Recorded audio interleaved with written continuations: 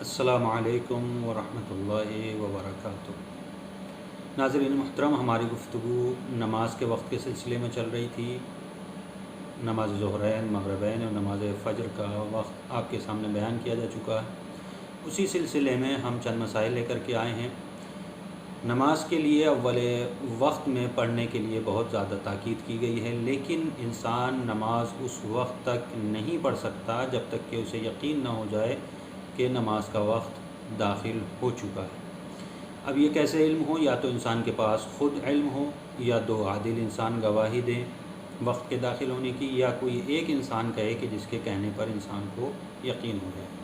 یا کسی اور طریقے سے جیسے کہ انسان اذان کی آواز سنے،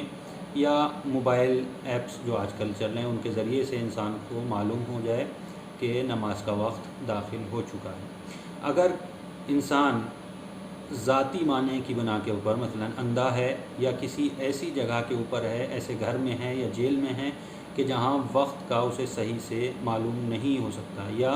گرد و غبار کی وجہ سے یا بادل کی وجہ سے انسان کو صحیح سے وقت کا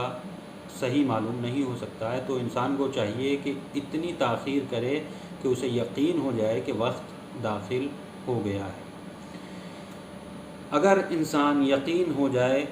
کہ وقت داخل ہو چکا اور نماز پڑھنے کے لیے کھڑا ہو جائے، نماز شروع کر دے،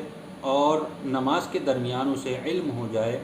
پتہ چل جائے کہ ابھی نماز کا وقت نہیں ہوا،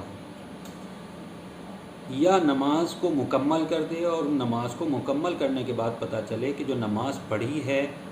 وہ وقت سے پہلے پڑھ لی، تو ان دونوں صورتوں میں اس کی نماز باطل ہے اور وقت داخل ہونے کے بعد اسے نماز دوبارہ سے پڑھنی ہوگی۔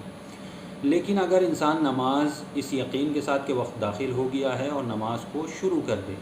اور نماز کے درمیان ہی پتہ چلے کہ نماز کا وقت داخل ہوا ہے، مثلا 1 یا 2 رکعت یا 3 رکعت نماز پڑھ چکا ہے اور وقت داخل ہو گیا، یعنی 1 رکعت یا 2 رکعت یا 3 رکعت وقت سے پہلے پڑھی ہے، یا 1 یا 2 رکعت یا 3 رکعت نماز وقت کے اندر پڑھی ہے، یا نماز پوری مکمل کر لے اور مکمل کرنے کے بعد پتہ چلے کہ نماز کے درمیان میں ہی وقت داخل ہوا تھا، تو ان دونوں صورتوں میں انسان کی نماز صحیح ہے۔ جو شخص 1 رکعت نماز کا وقت بھی باقی ہو، انسان کو اتنی تاخیر نہیں کرنی چاہیے کہ نماز کا وقت بہت کم باقی رہ جائے،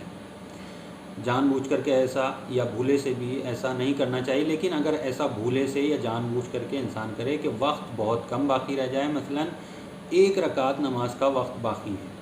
تو اس صورت میں بھی اگر انسان نماز پڑھے گا تو چاہیے کہ وہ جلدی کرے نماز پڑھنے میں، اور جب نماز پڑھے گا تو وہ ادا کی نیت سے نماز کو پڑھے گا۔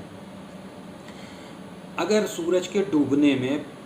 اتنا وقت باقی ہے کہ انسان 5 رکعت نماز پڑھ سکتا ہے، تو انسان کو چاہیے کہ وہ ترتیب کے ساتھ ظہر اور عصر کی نماز پڑھے گا، کیونکہ ظہر میں 4 رکعت ہے اور جو 5ویں رکعت کا وقت ہے یعنی وہ بھی 1 رکعت کا وقت عصر کا مل رہا ہے، لہٰذا نماز عصر بھی ادا کی نیت سے پڑھے گا۔ 1 رکعت وقت میں ہوگی اور بعد میں 3 رکعت جو ہے وقت کے بعد ہوگی، لیکن ادا کی نیت سے اس کو نماز کو پڑھے گا۔ لیکن اگر 4 رکعت یا اس سے بھی کم وقت باقی ہے تو پھر اب یہ طریقہ ہے کہ پہلے نماز عصر پڑھے گا، چونکہ آخری وقت جو ہے وہ معین ہے نماز عصر سے۔ اسی طریقے سے اگر مغربین ہے تو نماز عشاء سے آخری وقت معین ہے، تو اگر صرف 4 رکعت یا اس سے کم وقت باقی ہے تو نماز عصر پہلے پڑھے گا اور بعد میں جو ہے نماز ظہر کو بجا لائے گا۔ اچھا، دوسرا مسئلہ یہ ہے کہ نماز سورج ڈوبنے کے بعد اور اذان مغرب میں جو بیچ میں درمیانی وقت ہے، اس وقت کے درمیان میں اگر انسان نے نماز ظہر نہیں پڑھی ہے اور اس وقت کے درمیان پڑھنا چاہتا ہے تو وہ ما فی الذمہ کی نیت سے پڑھے گا، یعنی نہ ادا کی نیت کرے گا اور نہ قضا کی، بلکہ ما فی الذمہ کی نیت کرے گا کہ نماز ظہر پڑھتا ہوں ما فی الذمہ قربتاً الی اللہ، ما فی الذمہ کی نیت سے پڑھے گا۔ اچھا، نیت کو انسان قضا نماز کی نیت کی طرف سے نماز کے درمیان اگر کوئی قضا نماز پڑھ رہا ہے تو وہ اپنی قضا نماز کی نیت کی طرف سے ادا نماز کی طرف نیت کو نہیں پلٹا سکتا۔ اسی طریقے سے اگر کوئی مستحب نماز پڑھ رہا ہے تو مستحب نماز کی نیت کو واجب نماز کی نیت کی طرف نہیں پلٹا سکتا۔ لیکن اگر کوئی ادا نماز پڑھ رہا ہے، نماز ادا پڑھ رہا ہے اور اسے یاد آئے کہ اس کے ذمے کوئی قضا نماز ہے اور وقت وسیع ہے، یعنی وقت ابھی باقی آدمی نماز ادا بعد میں پڑھ سکتا ہے اطمینان کے ساتھ، تو انسان جو ہے اپنی ادا نماز کی نیت کو قضا نماز کی طرف پلٹا سکتا ہے۔ والسلام علیکم ورحمۃ اللہ وبرکاتہ۔